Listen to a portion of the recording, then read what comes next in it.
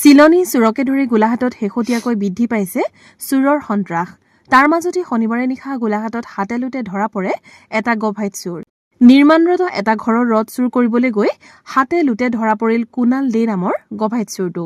গোলাঘাটৰ শান্তিপুৰত সংঘটিত হৈছে এই কাণ্ড। নিশা মিস্ত্ৰীয়ে চুপ লৈ হাতে লোটে ধৰা পেলাই চোৰটোক। পিছত গৃহস্থই আৰক্ষীক গতাই দিয়ে চোৰটোক। এই সন্দৰ্ভত গৃহস্থৰ লগতে ধৃত চোৰটোৰ ভাষ্য শুনোৱা হওক।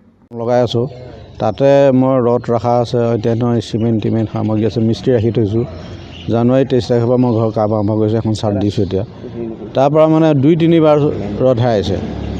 তেতিয়া মিস্ত্ৰীক সজাগ কৰি দিলোঁ যে অলপ আপোনালোকে গুৰুত্ব দিয়ক। তাৰপৰা মিস্ত্ৰীয়ে গুৰুত্ব দি আজি চোৰটো ধৰিলে। চোৰটো ধৰি মোক মাতিলে, মই আহি থানাত অচি চাৰক ফোন কৰি মাতি নি থানাখন যাই দিছোঁ। এতিয়া আপোনাৰ ক'ত ঘৰ? মোৰ ঘৰ শান্তিপুৰ 4 নম্বৰ ৱাৰ্ড 765 মোৰ হোল্ডিং নম্বৰ। আগতো কৰিছে নেকি? আগতো কৰি আছে। মাল বহুত হেৰাই গৈছে মোৰ। পৰিমাণৰ মোৰ পৰাতো প্ৰায় 6-7 কুইণ্টেলমান ৰদেই নিছে যেন লাগে।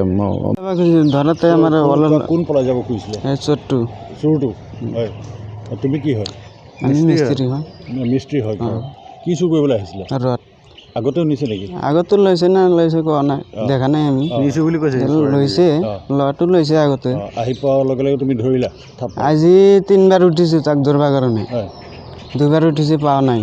লাষ্টত উঠি চিলাবৰ তলত আমি থিয় হৈছোঁ, ওপৰতে শব্দ হৈ আছে। ওপৰত উঠিছোঁ, পোষ্টৰ লগত দেখি পলাই আছে, তাক ধৰিছোঁ। আগতে দেখিছা নেকি কেতিয়াবা? আগতে দেখা নাই, আজিয়ে দেখা পাইছোঁ। মানে হতাহতি কাজিয়া মানে আপোনাকো আক্ৰমণ কৰিছে? নাই, ধৰি তলত। তোমাৰ কি নাম? এইফালে কি নাম? কুণাল দে। এইফালে নামটো কি? কুণাল দে। এইফালে চোৱা, অকলে মোৰ ডাং মাৰি দিম। কি নাম তোমাৰ? কুণাল দে। হা? কুণাল দে। আৰু কোন কোন আছিলে তোমাৰ লগত? নাই, কোনো নাই। ৰ'বা, এইফালে গুচি যাবা, ৰ'বা। কোনো নাই। কোন আছিলে? কোনো নাই। কি কৰিছিলা? কৰা নাই, মই কৰিব লৈছিলোঁ। কিমান দিনৰ পাছত কৰিছোঁ? মই প্ৰথম হা? প্ৰথম কি চুৰ কৰিছিলে? এই ৰদ চুৰ কৰিছোঁ। ৰদ চুৰ কৰিছিলে, তাৰপৰা ধৰিলা তোক? অঁ, এইবোৰ কাপোৰ কোনে পাৰিলে তোক? এই নিজে ফাল খাল দৌৰিব গৈ। মাৰ দিলা নাই তোক? মাৰ দিয়া নাই। কিহৰ কাৰণে চুৰ কৰিলে? এই কিহৰ কাৰণে মানে খাওঁ আৰু ভাত চাত খাওঁ দুপৰীয়া। নামটো ভালকৈ কওঁ।